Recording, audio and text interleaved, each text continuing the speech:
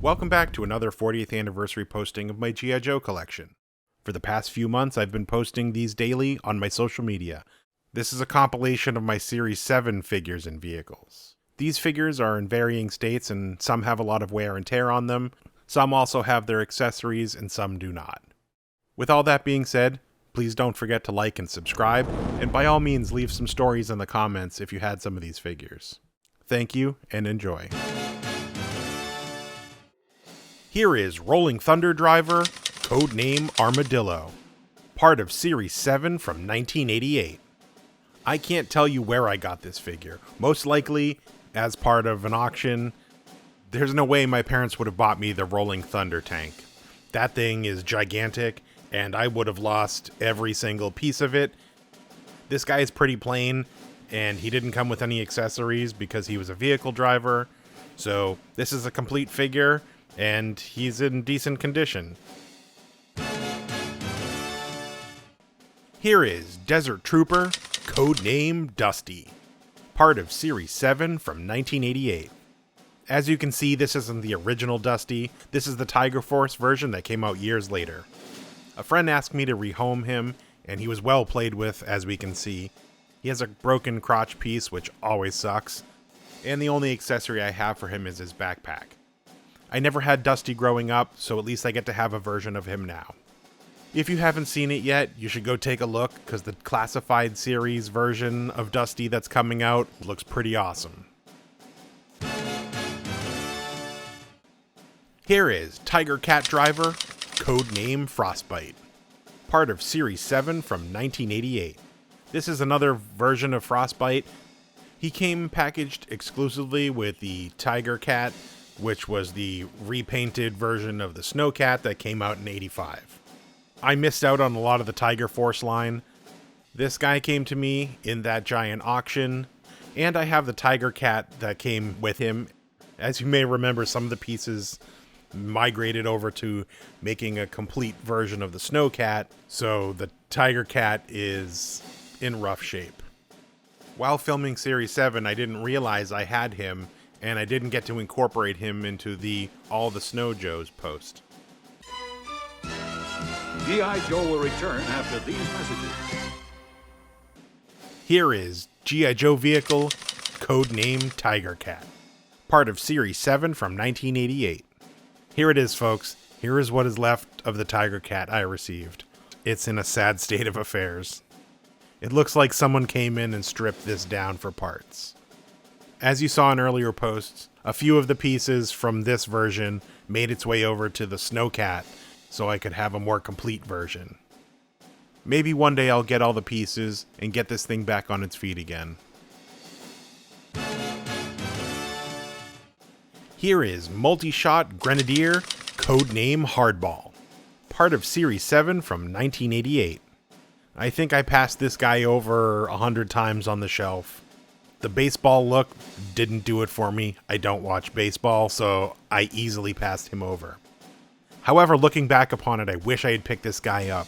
His grenade launcher is awesome. I wish I had it for this figure. I won this about a month ago in the auction that had Roadblock and Mutt. Unfortunately, he did not come with any accessories. I'm sure there are some of you out there who like this guy, so leave me a comment and let me know. Here is Light Infantryman, codename Hit and Run, part of Series 7 from 1988. I was never a fan of this guy. I just didn't like the aesthetic look of him. They just molded him out of green plastic and moved on. I never bought him. I always passed him over on the shelf. This was a friend of mine's. As you can see, he's in really good condition, so he doesn't look like he was played with much, and did not come with any of his accessories. And I don't think I knew anybody who had his accessories either. Anytime I've ever seen this figure, he's been pretty bare. Now, back to G.I. Joe. Here is Swamp Fighter, codename Muskrat, part of Series 7 from 1988. Here's an interesting figure that I enjoyed playing with, but I have no idea where I got him from. He came with a shotgun, a sky blue machete, and a skimboard. Why they chose blue for the machete, I have no idea. I did like the look of this figure. He was pretty consistent and also different from the other Joes. He was a solo carded figure, but also was released in a 2-pack alongside of Voltar, who was Destro's general, which was also a Target exclusive. Here is Tigerfly Pilot, codename Recondo, part of Series 7 from 1988.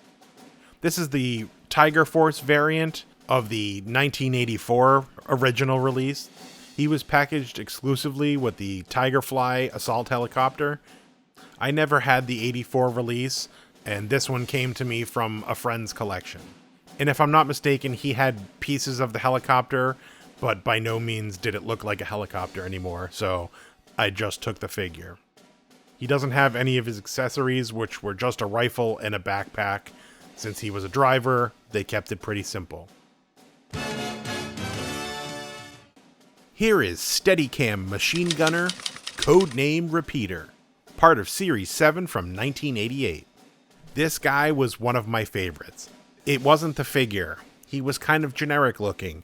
However, I found his machine gun to be so awesome. I loved it. It was very reminiscent of the M56 smart gun from Aliens.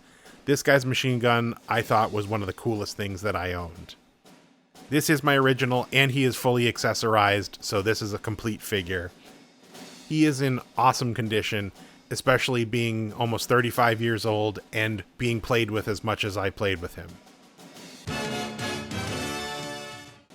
Here is SWAT Specialist, codename Shockwave, part of Series 7 from 1988. Here is another figure that was on the top of my favorites list. He looked a lot like Beachhead with a hat. I thought it was really cool that he came with a Uzi submachine gun as well as just a general pistol. The only accessory that I'm missing is his knife. He was another figure that was a go-to that I played with all the time, right next to Repeater. These two led my armies to victory on many occasions, as well as coming on adventures with me outside of the house. G.I. Joe will return after these messages.